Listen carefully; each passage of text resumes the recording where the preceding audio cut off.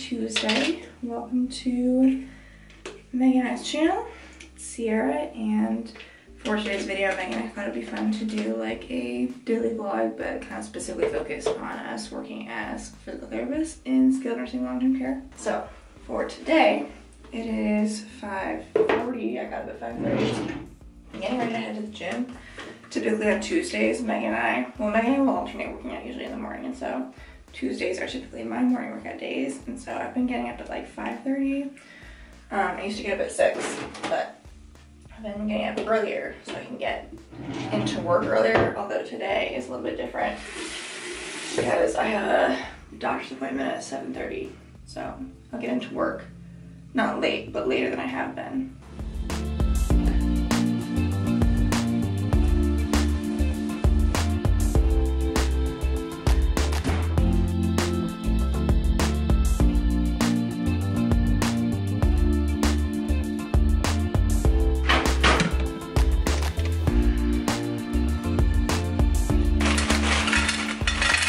Good morning, guys. For today's video, Sierra and I are doing a day in the life of being a physical therapist, but we're doing it kind of more in depth than we typically do our day in the life videos, and it's going to be more focused on PT related things rather than like the rest of our day. So I thought that this morning I would kind of show you guys, or I would talk about maybe common terminology that we might say in this video to share what it means, so hopefully there's less confusion later on. So first and foremost, Sierra and I, there's different settings that people work in for physical therapy. You can do outpatient, you can do acute care, you can do peds, you can do home health. There's many settings, and any physical therapist can work in any setting. You don't have to have any specific certifications. But Sierra and I both work in skilled nursing / long-term care. They kind of get lumped together because they're both in nursing homes. And so typically what that means is most of our caseload is going to be what are called skilled patients. And that just means that these are patients that are coming from the hospital after some sort of injury or infection or illness, and they're not back to their baseline where they're safe to go home. So they are here to get therapy to hopefully get back home. Sometimes it's a transition where, okay, they're not going to end up being safe to go back home, so then the plan becomes, do they need to move into assisted living? Do they need to move into long-term care? So that's all kind of like discharge planning and stuff like that's also all part of our job. And then beyond that, skilled therapy kind of requires certain things for insurance.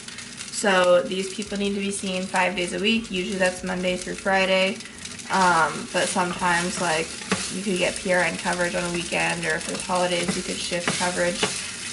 But they're supposed to be seen 5 days a week for insurance purposes. And then you have people who, you also might call those people Part A, because with Medicare, Part A, Medicare covers inpatient services, which includes skilled therapy. And then Part B, you might hear us refer to Part B people. That's anyone who is technically outpatient. So that would be someone who is either a long-term care resident, and they're being put on therapy for whatever reason. It could be someone where Sierra and I both work on kind of campuses that have also assisted living and independent living. So anyone who wants therapy and wants to do it at the facility, they would also be Part B because they're technically just considered outpatient. So we kind of do a mix. We see a variety of people. Like we mostly, like I said, are seeing skilled patients and long-term care. However, like today, I have 4 outpatient people. That's going to be like half my day worth of treatment. So it just kind of depends on the day. But another kind of aspect of our job, I guess, is that with most people that work in this setting for therapy, your workday kind of depends on how busy your census is, so how many patients you have.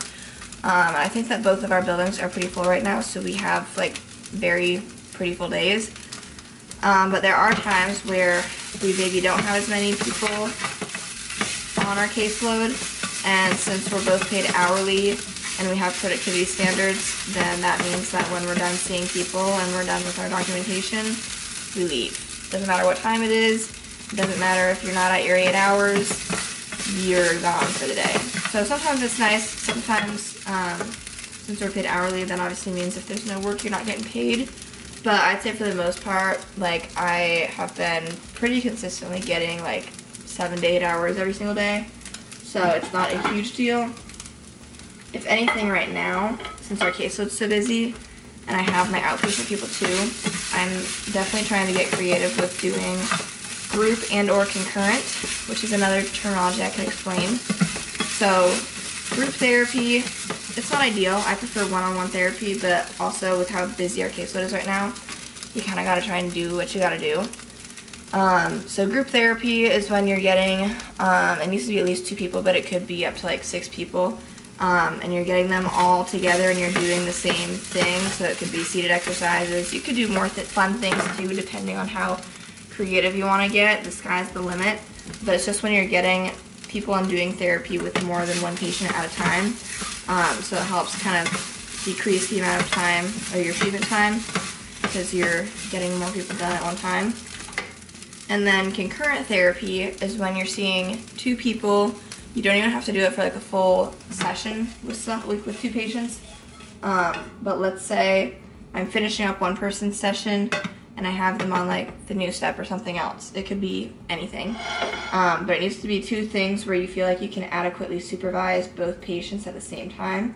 So for example, if I'm finishing up one person's session and we end up with doing 10 to 15 minutes on the new step, I could then go get another patient, or like if another patient's in the therapy gym and they just finished with another therapist, I could see them at the same time and do something else while the other person's on the bike, and that's just another way to try and like get your treatment time done within your workday if you've got a super busy day. So like I was saying, because our caseload is very full right now, I'm trying to think of like people in my head that would be good to try and do that with today. Usually I get to work around 8. That's another perk of our setting is you come when you want and then you leave when you're finished for the day. Another thing we can talk about with being physical therapists is the documentation side and kind of the non-patient care stuff. First of all, when I mentioned productivity earlier, what that means is obviously at the end of the day, everything is a business, including healthcare, including the companies we work for, and we get paid like physical therapists and the industry get paid based off of the units that they bill. And so for physical therapy, you bill different things like therapeutic exercise, therapeutic activity, neuromuscular re-education. There's different modalities you can build. Some of them are timed codes and some of them are non-timed codes.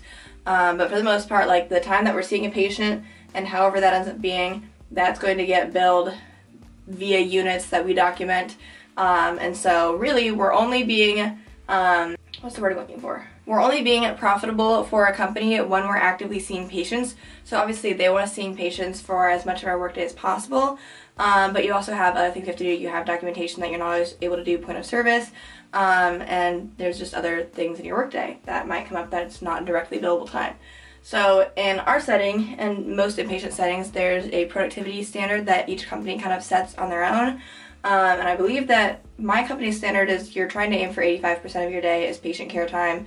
So that means if you have like 6.8 hours of treatment, then that gets you to a full 8-hour workday to allow you to have the extra time to do any extra documentation or whatever else you might do. Now, I don't always meet these productivity standards, and at this point in time, other than like a little slap on the wrist or just encouraging to document point of service, like nothing really has happened from there's been no punishment for me not meeting productivity standards, but it's just like a goal to work towards, and you'll continue to get encouraged to meet your productivity. Concurrent and group therapy help you meet your productivity standards if you're because that means you're seeing more people even if it's at the same time. Does that make sense? So that's why the productivity standard is the reason that I'm not able to only have let's say if we had a super low caseload and I only had 5 hours of treatment and I'm done at 6 or 7 hours of my day. I can't just sit there and do nothing to get paid. I have to leave. Another perk to working on the inpatient side of things is the dress code. I get to wear scrubs. Honestly, my company and most skilled companies, I feel like the dress code's pretty much like, doesn't matter what you wear. Like you could wear business casual if you wanted to, but who wants to do that? So I always wear scrub pants. Sometimes I wear scrub tops. Sometimes I just wear like, I'm wearing a long sleeve athletic shirt today. I've got a cozy little vest on. And I just love being cozy. So dress code is definitely a plus.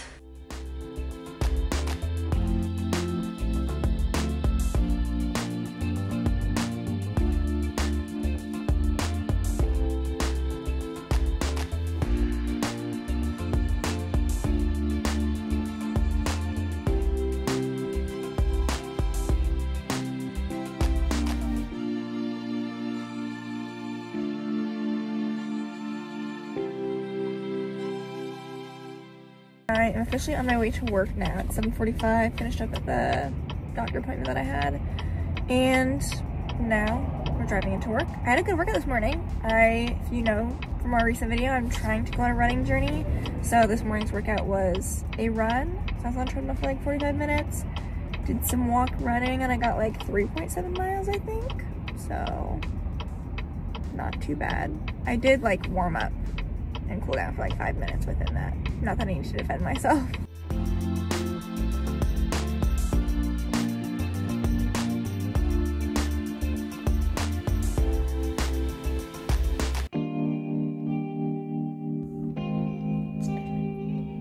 I'm gonna go eat my lunch now. I would catch up, but I don't feel like talking in here, so I might just have to debrief at the end of the day.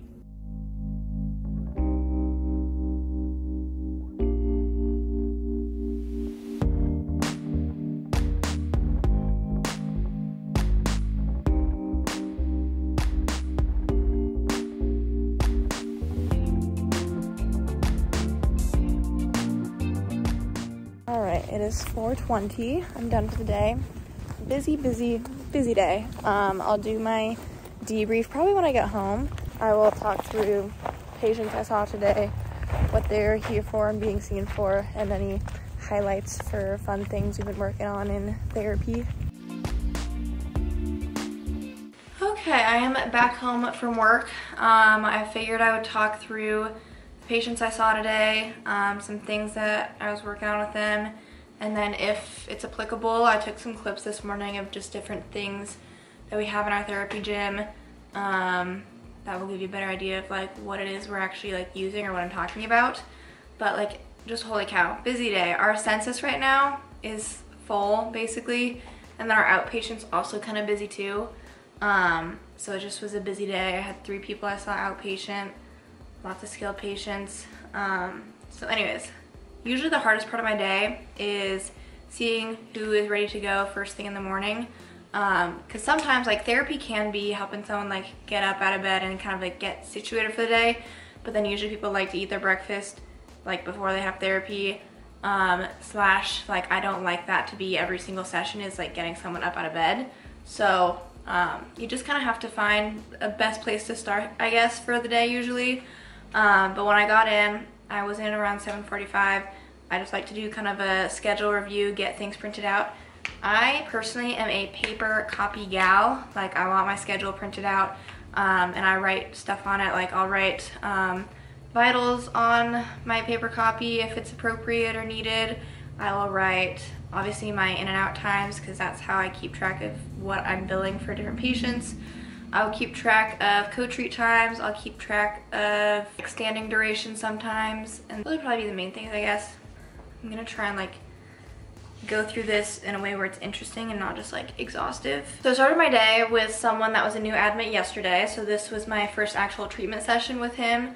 And he had still been in bed when I decided to go in and work with him, but he was at least agreeable to do his full treatment session with me and then do breakfast. So sometimes I like to do that so I don't have to like circle back, because if I can avoid it, I hate splitting up treatment times with people. It's just not ideal. So and bed mobility was one of the things he needed to work on anyways. He had been in the hospital for an acute kidney injury, so there's no major things going on. He's just generally weaker and has less strength than prior to his admission. So the good thing is we're just kind of working on general strengthening and endurance and trying to progress that. So we did some short distance walking with a walker, we did some standing tolerance, we did bed mobility, things of that nature. Next person on my schedule was here because they were admitted for a COPD exacerbation. He is pretty much contact guard to standby for all mobility, but he just gets fatigued and worn out very easily, and I'm monitoring his oxygen and vitals to make sure that those are going okay, providing cues for personal breathing. I also worked on some standing balance with him as well and doing unsupported standing just to make him safer with mobility and his ADLs. ADLs are activities of daily living, so anything that people have to do throughout their day. So like getting ready in the morning in front of the bathroom or preparing meals, things of that nature. Usually that's like a term we'll use just to like say we're doing XYZ thing to facilitate safety and balance during ADLs or what have you, to tie it over to the functional reason we're doing what we're doing. Another patient we're seeing, he kind of is a little bit more complicated. So he has a history of left-sided stroke, but he came to us because he had a fall and then he broke his left femur and also left humerus, so he's non-weight bearing on that side, and then hemiplegic on that left side as well as fracture. He is weight bearing, is tolerated though, so that's good. He's come a long way. His transfer status with staff is he uses what's called a disc pivot transfer, and I hadn't seen this at any of my clinical sites or my prior place that I worked, but these things are pretty nifty. For the right patient, I actually really like them. You basically do a pull to stand, and then the disc that they're on just pivots so that they can turn and transfer into like their wheelchair or something else. And he's been doing well with that. We have to help with like positioning and weight bearing through that left side. Today we mostly focused on those transfers and then standing on support in the parallel bars. I'm providing like a knee block to that left side to help with weight shifting and because it's not as strong. And then we also did some unsupported standing just to help him encourage putting weight to that side. And then I was doing a co-treat with OT where they helped kind of work on reaching, and then he's kind of a heavy assist sometimes doing the pull to stand, so we needed a second person for that too. Didn't do this today, but I also got a video of one of our other pieces of equipment called an omnicycle. And so this is handy because it doesn't have a chair, so people in wheelchairs, you can just wheel them right up to it, and you can use it as like an arm bike or a leg bike. You can use it for, there's different programs, so if someone has more of like an ortho problem and you just want them to do it for resistance on their legs, you can do that. But it also has a neuro program, which I've been doing with him since he has a history of stroke, because it'll just have the pedals go a set distance, but like the person can also try and activate their muscles, and it has like a little feedback thing on screen to let you know what percentage you're doing with what muscles. So it's also good just for maintaining range of motion if someone can't move their leg, but the more they're able to kick in and help, then they can also get some resistance and stuff.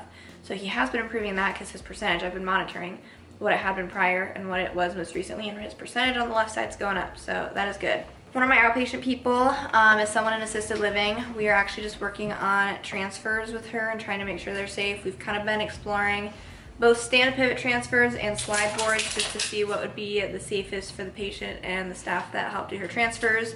So that was what we did with her. One of my patients on my schedule was actually out in the hospital, so I did not see them today. I actually had to do a discharge for them because usually when people are admitted to the hospital, we have to discharge them. One of my other outpatient people, I actually discharged her today because she met all of her goals, but I was seeing her for chronic low back pain and just decreased balance. But she met all her goals, so we discharged today. One person had been here skilled, and then they were in the hospital for a little bit, and then they came back because they had a GI bleed and just some abdominal stuff going on. So they're still quite weak right now. We're trying to just work on building strength up again, working bed mobility, transfers, walking, because he's just overall very, very fatigued right now. But I got him to participate more today than I had been in the past couple days, so that's good. Another one of my patients, I actually can't remember exactly what brought him to the hospital. It might have been a fall, but no like major injuries. We've been seeing him because he obviously needs to be safe enough to go back home, but he has been a little bit tricky just because he also has like vertigo or dizziness of some kind going on, and we did do a Dix-Hallpike assessment on him, but he hasn't had any nystagmus, and it's not really reproducible in the ways that typical BPPV is. So I think it could be something else that's kind of contributing to that, and I'm not really sure entirely what I need to do to address it. He's been taking meclizine to help with the dizziness. Of course, today the facility ran out, so his dizziness was a little bit worse today. Generally, he's doing the walking with a walker, and he has a full flight of stairs. He's been able to do that like contact guard, but his dizziness was just a little bit worse today, so I opted to keep him in the parallel bars just because that way he has a little bit more feedback by keeping both hands on the parallel bars, and we're just safer. So that was what I did with him. Another one of my patients is here skilled after having a pretty complicated back surgery, so they have to wear a TLSO. I hate those things. Like, it does not fit her well, but I hate those braces so much with a passion. But they basically have to be on all the time after back surgery, and our job as a therapist is, no matter how annoying precautions or restrictions are, it's our job to try and enforce them. So she had a recent fall on top of this, and she is also non-weight bearing in one of her arms and is supposed to have it in a sling. So we got her into the parallel bars today for the first time, and we're able to help work on standing. So we did multiple bouts of that. Gets fatigued easily because she hasn't done a lot of standing, but it was good to try and boost her confidence a little bit. Another patient, he actually had been here when I first started working here, then went home, and is now back because he had a fall. And so he has a pubic fracture, and that typically is not something that they're going to treat surgically. So he's weight bearing, is tolerated. He had a little bit more pain when he got here. Obviously he's also here because he's unsteady at home. We need to work on balance and safety awareness, and increasing compliance with his walker, because we discharged him with a walker and he was walking around without it. So we're trying to work on that as well. Did some stairs with him for the first time. He's generally like a contact guard to min assist type of person, just taking more time because of pain, decreased endurance, but we're trying to work on building that all back up. Okay, I think this is my last person to talk about. I had one other outpatient person today. Usually the PTA sees this person, but I had to do both a progress note and a recertification today, because sometimes just with how the dates of when different documents are due, you sometimes have to do both, and so that's what I had to do today. And so she's being seen for, she had a previous compression fracture, but that's healed, and now she just has like left low back pain. She also has a history of scoliosis, so that's probably also contributing as well. But I was just trying to work with her on like some general postural stretches, did some manual therapy on her as well to try and decrease some of those like tender trigger points, and was instructing her on different things she could do at home, different stretches, some core strengthening. But with my outpatients, I usually like to spend at least part of our session in that like back room area we have on the mat table, whether it is for manual treatment, or I just feel like it's an easier and more private spot to like talk about goals, discuss if we're wanting to change anything regarding plan of care. So this person we bumped down, since they've been on therapy for a while, now was an opportunity to decrease frequency and see if we could manage that prior to discharge. So we bumped down to just once a week. Other things too, since I got a video, I didn't have this person on my schedule today, but we also have someone who's on our caseload who has a stroke that we've been working on walking. So I took a video of myself using a hemi walker, because that's been the assistive device we've been training him with. We had been using a large base quad cane initially, which he was doing okay with that, but when he did have a loss of balance, it sometimes would require like min assist from myself to correct. And we're really trying to optimize like independence, even if it means we have to compensate in some ways. So we've switched over recently to using the hemi walker, and he's more steady and stable with that. So I gave a little demo of how you use one of those, because I feel like a lot of people probably haven't seen those before unless they've seen or worked with stroke patients. It's 5 o'clock. I'm sitting in my car. I'm still in my work parking lot, but I figured I would talk you through some of my key patients today in order to the best of my memory. So I came in, I think I had like just under 7 hours of treatment time, and I had 2 evals, 2 progress reports, and then I was supposed to do a group of 3. And so like with that group of 3, they were each scheduled for 45 minutes. That doesn't count towards my total treatment time. I mean, like it does when I do billing and stuff, but like my projected time in facility is based off of like that group of 3 essentially gets treated like time-wise as like one 45-minute patient. So I started off with my 2 evals because I just wanted to, one was skilled and then one was a part B eval. The skilled I'd like to see like pretty much as early as I can, just to update staff on like if they, like what their transfer status is and things like that. So typically with the skilled eval, I start with the chart review, look at why they went to the hospital. This person had a fall at home, and then they had AFib noted when they were in the hospital. Key things to note are if they had any precautions. She did not. Because she was an AFib, I did take her vitals and like keep track of that during the session. Her vitals were fine during the session, which is good. And then we're basically just looking at education, figuring out their home environment is, figuring out their prior level of function, and then I kind of do this little spiel of like, today, day one is just us kind of figuring out how much help you need, if any, to do X, Y, and Z. Typically that includes getting in and out of bed, getting in and out of chairs, how far can you walk, what does your walking look like, what does your balance look like, what does your strength look like. We do a whole assessment, and then I give nursing staff recommendations for how I would say they should transfer this patient, whether it's one person helping with the walker, a mechanical lift if they need it, 2 people helping, things like that. All in all, a pretty easy eval, good start to my day.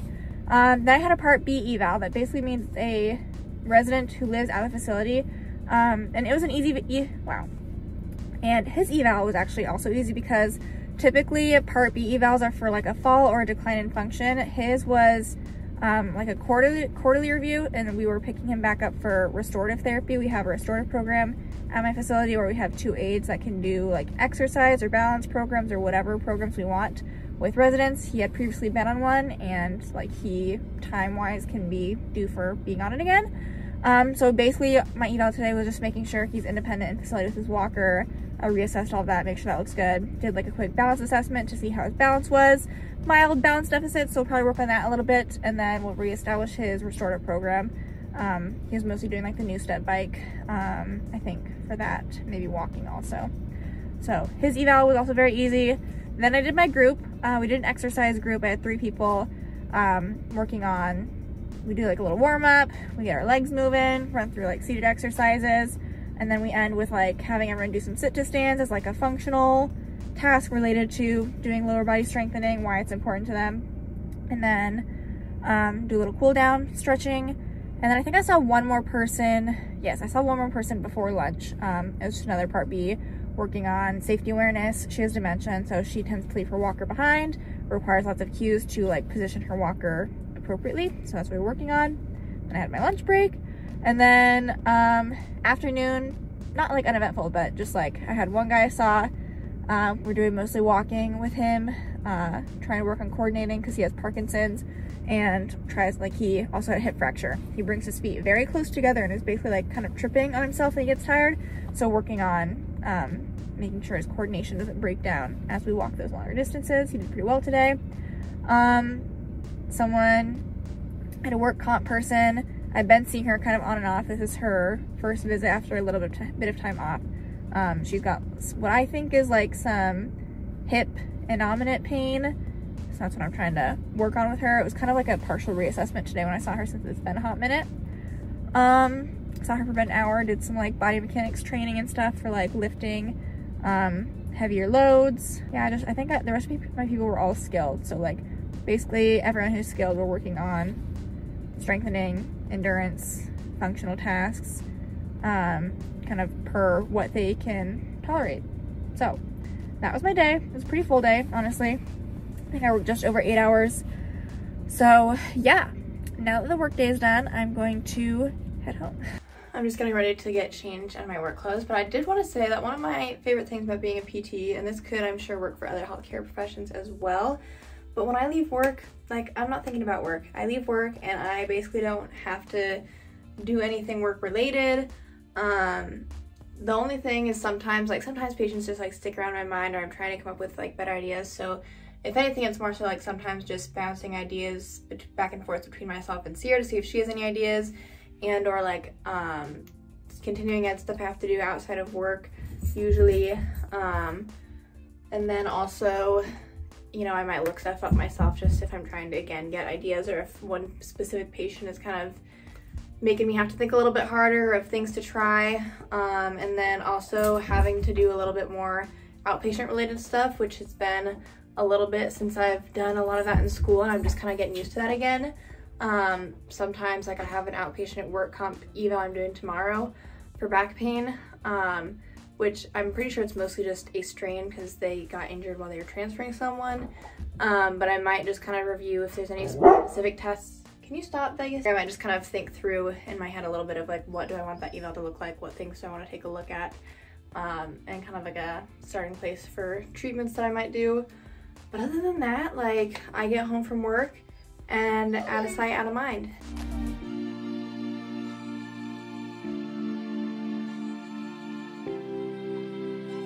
These are my new glasses. Do you guys like them? So Sierra and I just got dinner going and we're making instant pot pasta. And since this vlog is more so like a day in our life from like a PT perspective, I kind of feel like instead of like going through the rest of our night, we're kind of just hanging out at home. If we have any last parting thoughts to say, then say your piece now.